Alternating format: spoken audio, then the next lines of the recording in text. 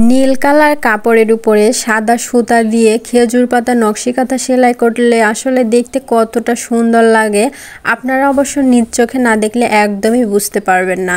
তো আসসালামু আলাইকুম, হ্যালো ভিউয়ার্স। আজকে আপনাদের মাঝে আমি নীল কাপড়ের উপরে সাদা সুতা দিয়ে সেলাই মেশিন দিয়ে খেজুর পাতা ডিজাইনের নকশি কাঁথা সেলাই আমি শেয়ার করব। তো আপনারা সবাই পুরো ভিডিওটি মনোযোগ সহকারে স্কিপ না করে দেখতে থাকুন।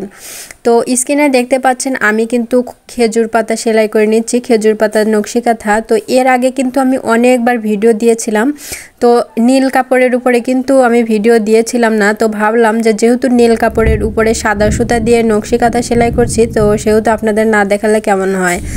তো নীল কালার কাপড়ের উপরে সাদা সুতা আসলে দেখতে অনেক সুন্দর লাগছে। দেখতে পাচ্ছেন খেজুর পাতাগুলো কিন্তু আমার দেয়া হয়ে গেছে। আমি মাঝখানে যে পটল পাতা ডিজাইনটা আছে সেটা কিন্তু আমি দিয়ে নিচ্ছি। আর এই খেজুর পাতা কিভাবে প্রথম থেকে শেষ পর্যন্ত সেলাই করতে হয় এবং কিভাবে কোট করতে হয় আমার চ্যানেলে কিন্তু আমি দিয়েছি। আপনারা যারা দেখেন নাই, নতুন আছেন, তারা অবশ্যই আমার চ্যানেলে গিয়ে দেখে আসবেন যে কিভাবে প্রথম থেকে শেষ পর্যন্ত এই খেজুর পাতা ডিজাইনটা করতে হয়।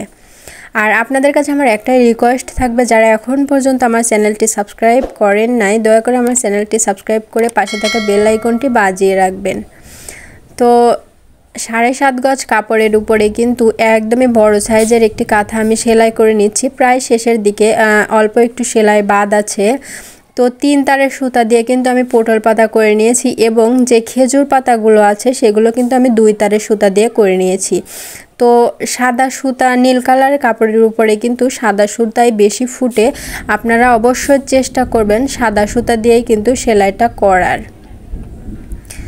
তো যাই হোক, আপনাদের কাছে এই কাঁথাটি কেমন লাগছে অবশ্যই জানাবেন। আর আপনারা যদি চান তাহলে 3 তারের সুতা দিয়েও করতে পারেন। তো আমি পটল পাতাগুলো 3 তারের সুতা দিয়ে করছি। তো বেশি মোটা সুতা দিলে আসলে সেলাই মেশিনের অনেক সমস্যা হয়, এজন্য আমি বেশিরভাগই 2 তারের সুতা দিয়ে কাজ করি। তো দেখতে পাচ্ছেন সম্পূর্ণটা সেলাই করার পরে দেখতে কতটা সুন্দর লাগছে।